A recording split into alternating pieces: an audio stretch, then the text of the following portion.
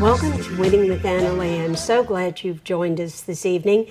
We're going to this month continue our discussion about wills and trust because I think that is such an important piece of the financial puzzle.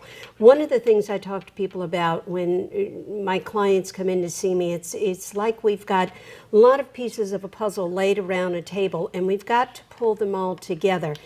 Central to pulling that financial plan together, right in the middle, sit your legal documents. Those are so important. I can't emphasize that enough. I'm not an attorney. I know enough about it to know when I need to send you to someone, and that's why I have colleagues and friends like Kathleen DeMaria, who's with us this evening. Kathleen is actually a shareholder in the law firm of Smith, Sauer, and DeMaria. She is an estate planning attorney and one of the 5 practicing attorneys in the Pensacola area certified by the Florida Bar in wills, trust, and estates. She lectures a lot on estate planning. You've done several things with me over at Sacred Heart Hospital. We've done the estate planning. You were with us for The Power of E. We talked about the importance of pulling that part of the house together. Yes. And we've got a nice history behind us. I trust this lady explicitly.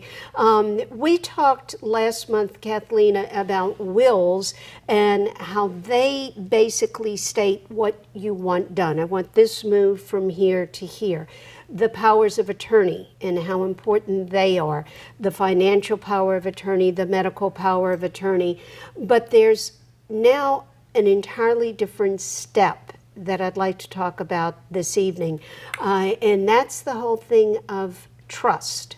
Okay. So would you explain as simply as possible, because it's a very complex subject, yes, but as simply as possible, what's the difference between the will and the trust? Well, a will handle anything that you have, but it has to go through the probate process. Okay. So if I die owning something, my name alone, we have to go through probate, and if I have an appropriately documented will, then the judge is going to say the people that I've put in my will are going to receive this. Okay. Now, people a lot of times don't want to go through the probate process because as we talked on the last show, it is a public process. Anybody can go down and read the public records and find out basically anything they want to in the probate with certain exceptions. So a lot of people are interested in keeping their things private, and they want to look at doing a revocable trust. That is a method to avoid the probate process. Basically, it's like forming a corporation, only it's a trust. Okay. Once you form it, you're the person who sets it up. You name a trustee. You're normally the person who's in charge, the trustee. And then to begin with, you're normally the beneficiary. So there's really 3 parties. You've got the grantor sets it up, the trustee who manages it, and the beneficiary. To start with, you're normally all 3. Okay. And then you name successors. So if you become incapacitated or pass away, somebody else steps in, easy transition, no court involvement. You designate what, how you want it to pass after you pass away. Okay. Sometimes that's outright. Sometimes it's not. Sometimes I have clients who have disabled children. Yes. Or I have clients who have spendthrift children who do not want to give their children everything outright. Yes. I mean, I had one father who called me, he said, if I gave my son, who's drug dependent, these assets, he would kill himself with them. He said, you have to help me, craft a way to not have him kill himself with these assets. So we set up a trust, somebody else was in charge, and Dad was even pretty smart. He said, I want this son to work, and I want him to stay off drugs. Good. So he said in his trust document, he has to provide a W-2 to show he's worked in a year, and he has to pass a drug test. If he's done that, then he can have an equal amount to his W-2. So what I'm hearing you say, tell me if I'm incorrect, but what I'm hearing you say here is a will, I just say, all right, I want this to go over here, and it's transferred. Basically, I have lost control. Well, you could actually, in the will, put a Okay. trust in there for him. The negative okay. is you'd be going through that probate process with the court. People don't like to go through probate because it is public. Right. And it is fairly expensive. Sure. And it is fairly time consuming. Very time consuming. Right. The average probate where everything goes perfectly takes 6 to 9 months. Wow. So you're talking a lot of time. Fees, it's roughly 3% of what goes through the probate process, so that can get right expensive. That can get expensive. I know my father's probate, my daddy was a very private man, but because he didn't know the laws and the rules. His estate went through probate, and I had 2 of my brothers fighting each other, and that lasted for 18 months. And my daddy wasn't a rich man. So it don't get the concept that you have to have a lot of money or a lot of assets, or oh, my kids love each other so much. You've seen it, I've seen it. There's something about the dollar bill, waving it under someone's nose, and these little horns grow, and the hair goes up in the back of the head, and they make strange noises, and the claws come out. It gets scary sometimes. So protect your family, and a trust is a little bit tighter than the will in a sense. Well, number one, it avoids probate, so Yeah. so it's tighter in that regard. But number two, you can put bells and whistles on there, and you can put specific things, like I said that gentleman had done. Yes. So it's a help there. Now, not everybody has to have a trust. I mean, I tell people my own mother does not have a trust. Right. Yeah. I mean, a lot of times people have a simple enough situation that they can handle it with beneficiary designations. But the client that I'm looking at that has property here and property in Alabama and property somewhere else, they need to be considering a trust. And we get a lot of that here because a lot of you are ex-military, and I know a lot of my military people have lived in this state, this state, and they come in and we start going through assets, and they own a home that's rental property in Alabama, a home that's rental property in Indiana, a home that's rental property in California. Oh my gosh, maybe you need to go talk to Kathleen, because now each one of those states has to go through its own probate. That is correct. Talk about time consuming. I've had as many as 6 probates with one estate, so Oh my gosh. so it is not fun. So it would have been wonderful had this person in advance done a trust, so we Yes. didn't have to deal with 6 different attorneys' offices dealing with the probates. So multiple properties might be a good reason to look at needing a trust. One of the things we talked about last month, the blended family. This person had children, this person had children, they married each other and maybe now have children. One way or the other, the trust there could prevent disinheriting of your own children. Right, that accidental disinheritance can be taken care of with a trust. Yeah. It So can. how would that kind of run? Well, if I've got, the situation where I've got the married couple, they both have kids from a previous marriage, I say, do we want to have one trust or 2? Do you want yours specifically to go in one direction and your spouse can't change it? Or do you trust your spouse enough to have a joint trust? If they tell me that they want separate trusts, then I start worrying. But sometimes they do. Sure. And the advantage to having the separate trust is when one of them passes away, the survivor can't change things. Because there's always that possibility if you do a joint trust that the survivor can come in and say, I really never liked my husband's kids. They're out of there. Especially the oldest one. Gone. Yeah, so if I have a joint trust with Yes. that couple, there is always that risk that the survivor could change it. If I have the least little bit of worry that that could happen, then they probably want to have separate trusts for each set of kids. And usually how it goes, it says that the surviving spouse is the beneficiary for life, and then when they pass on, anything in my trust goes on to my kids. Let me ask you a question on that. Let's suppose they do the single trust.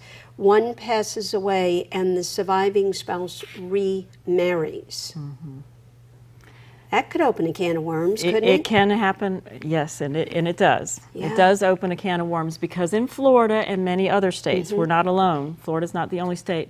The surviving spouse is entitled to a specific share of the estate, even if they're left out. Ah, So if I've got this newlywed couple, and let's say it's the husband, he has a trust, and he gets married again, and there has been no prenuptial agreement. The minute he gets remarried, this spouse has a right to certain things that he has. Now, when he dies, he had an interest in that trust that was his. So, because it's a revocable trust, she's going to be able to take 30% of it whenever he dies, even if the trust says everything goes to my kids from the first marriage. So a surviving spouse has the right to an elective share, which can undo, a lot of estate planning that has been done. that has been done. Right, so that second marriage should always have that prenuptial agreement if you want to protect the assets from the first marriage for the kids, from the first So marriage. it really isn't that simple, is it? It is not that simple. No, it's not like I can just go Absolutely on not. and click a button and all of a sudden my trust comes out and all I No. got to do is fill in the blanks and No, and Florida is really complicated because our Constitution has a homestead provision in it that's Yes, so it does. complicated that there's a paradigm put out by one of the members of the Florida Bar indicating how things can be willed and how they can't be on the homestead. And I know that is used actually by the judges here. oh my goodness. Because it's that complicated. It's that they need a complicated. diagram. The judges who administer the probate need a diagram to understand how the homestead works in Florida. And I think computers are great. The knowledge we get is wonderful. And I say this on the radio show all the time. If it's on the computer, it's got to be true. I mean, yeah, right.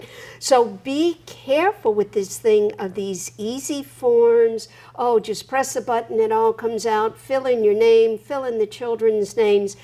If the judges in this state need a paradigm to let them know how lineage runs, I don't think something you just print off the computer, what I call the cookie cutter. It was after World War II, they built all these houses and they were exactly alike. You couldn't tell one from the other. You don't want something that's going to leave your life earning to someone to be the cookie cutter situation. It just doesn't work.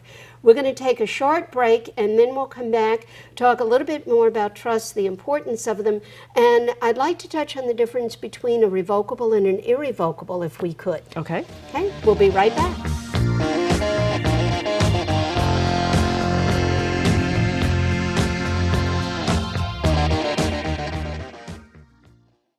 So, I'm kind of new here, but I've noticed a trend. My human does this funny thing where she goes around and gets all my toys, and then she hides them in that basket by the door.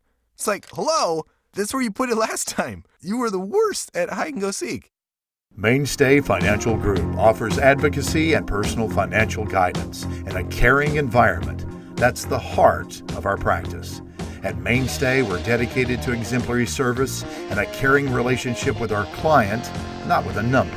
Plan for the future now with Mainstay Financial Services. When you're finished with your food or beverage cartons, toss it in the recycling bin. Because every carton is recyclable and can be turned into useful paper products. Put your carton in the bin with your other recyclables and let them start a new life. When the contents are gone, let the carton live on. Recycle your cartons.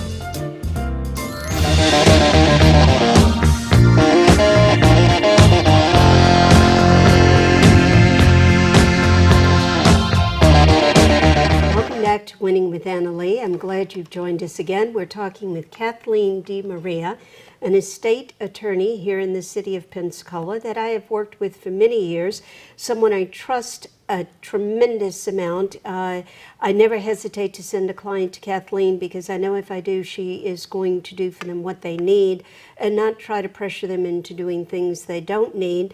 I've also never known of you sending a client a letter saying, you got to send me $500 because the law changed. I got to redo this little piece of paper for you. No. No, doesn't happen. That's one It hasn't reason- happened. No, and I don't think it ever will. That's one of the reasons Kathleen and I work well together. We're talking about the whole idea of trust and what they do. We left off talking about the revocable trust. Now, there's also another type, isn't there? The irrevocable? Yes. Well, the revocable actually becomes irrevocable when you pass When you away, pass unless away. there's another person who set it up with you. Okay. So it does become irrevocable. That means we can't change it anymore. Gotcha. Okay, once it's irrevocable, it can't be changed, Okay. except in certain circumstances. We do revocable trust often to avoid probate, but I look at an irrevocable trust quite frequently when we have a client who has a large estate. You know, the estate tax laws have changed over the years. When I started practicing law 30 years ago, the estate tax exemption was $600,000. Yes.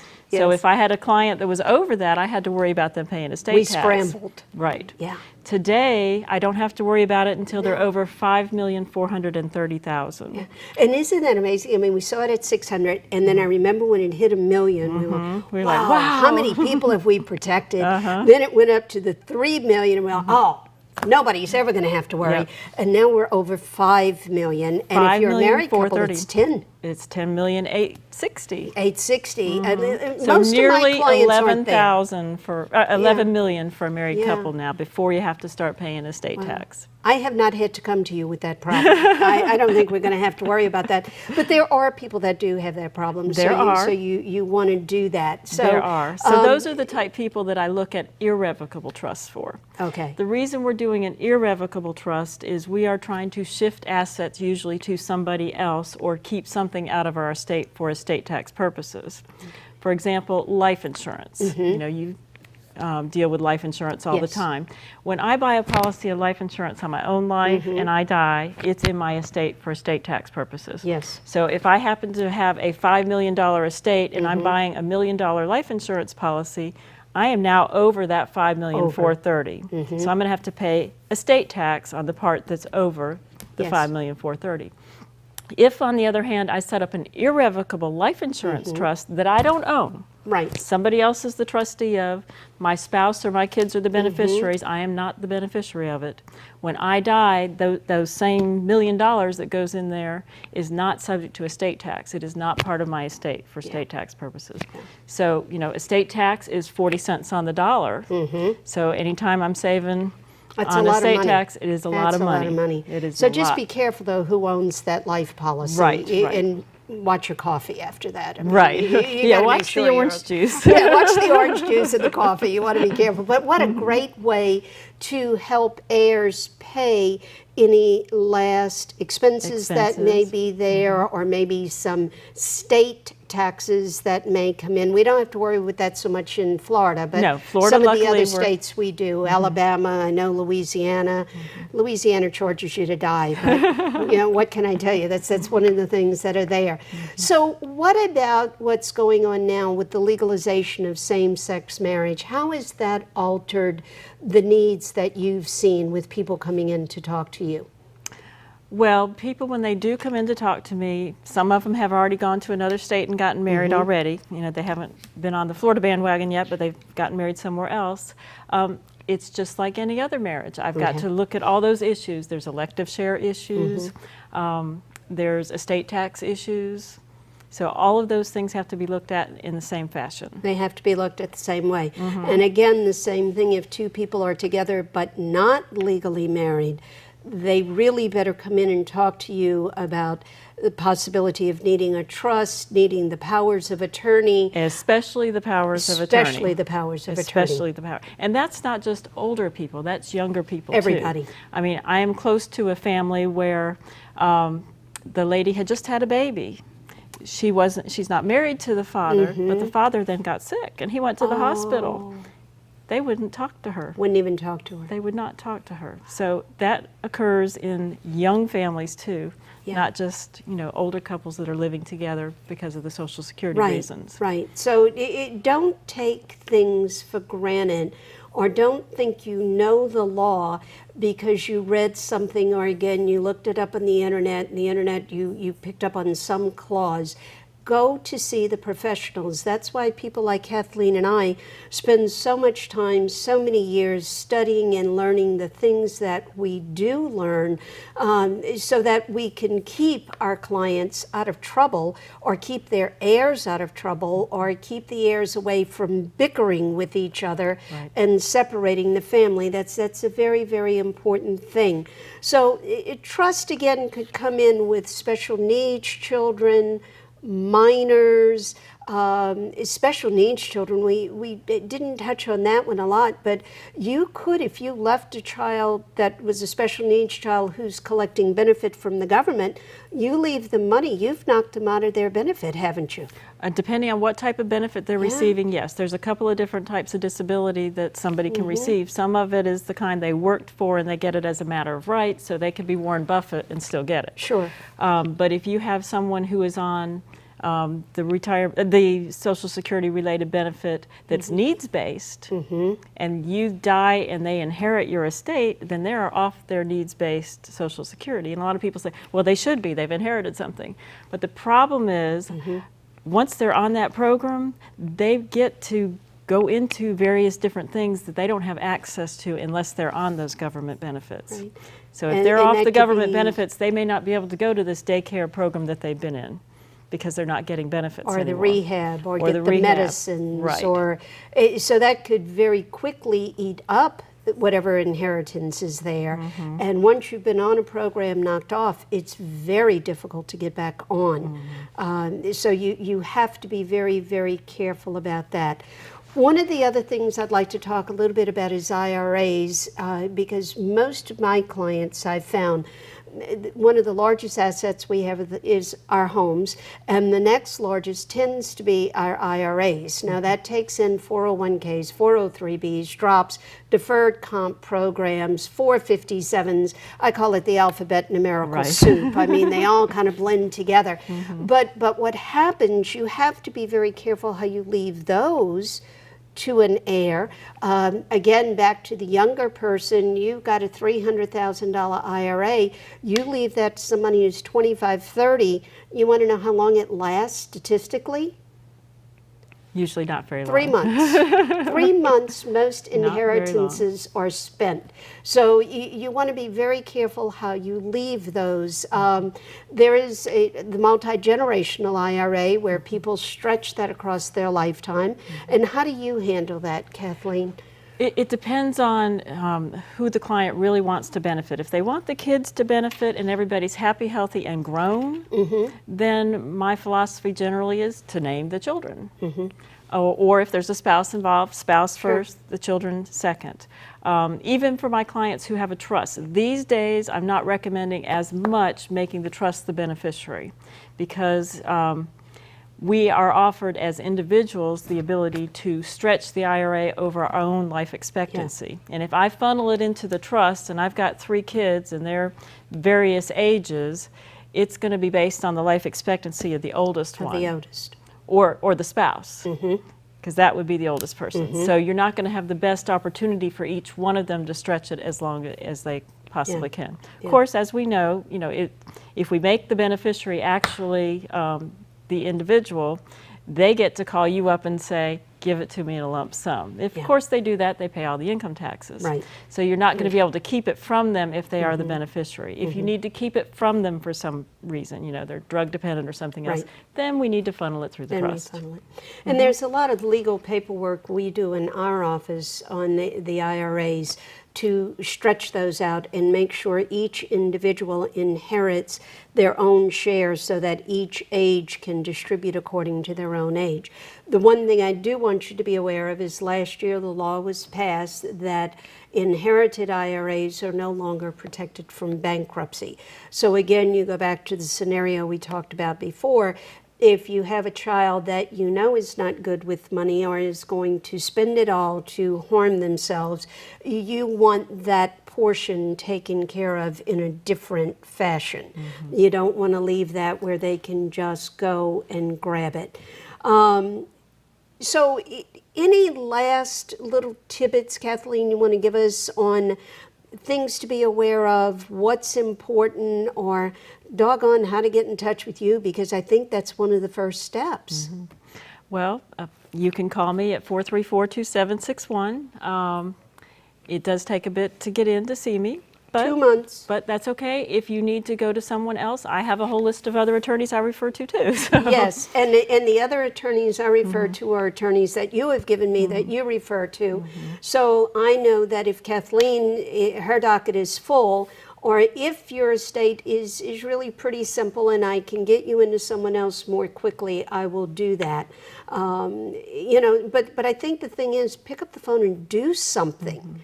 Don't And just look sit. at all your beneficiary designations. That's really the tidbit the to take time. out of this. All the time. Is to look at how your accounts are owned and who the beneficiaries are.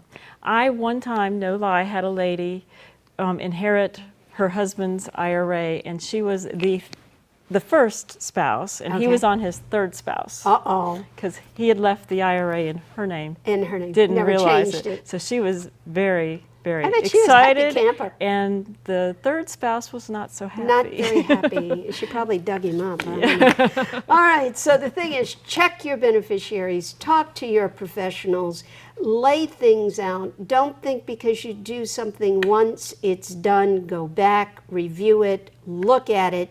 Make sure what is on paper is what you want now, not what you wanted 15 years ago. Call the professionals. Let us help you. If you want to come in, have a free consultation, call me at 437-3127. I'd love to sit down and talk to you, answer your questions. It won't cost you anything. We'll see if we can help you, or if I have to send you to Kathleen, or if I have to send you to Gwen Gore, who's our tax person. We'll find the right person to help you at the right time and do the things that you need done. Very often we think we know what we need, but the legalities come in and they're so complex. There's so many things there that you have to be aware of. I think it's almost impossible for each individual to know all the laws. I certainly don't know what you know. That's why we have each other. We'll see you again next month. Have a wonderful, well, we're into spring. Oh, almost summer. I love it. Flowers are blooming. Go out and enjoy yourself, enjoy your life, and make somebody else happy. Make them smile today. It'll make your life a lot better.